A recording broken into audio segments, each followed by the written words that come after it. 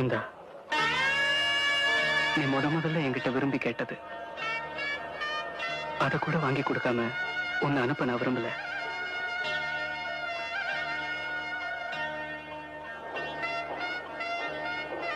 விவாகரத்து.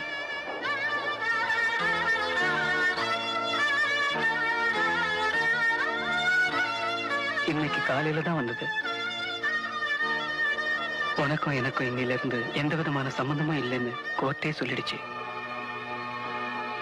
உங்க மனசு அப்படி சொல்லுதா?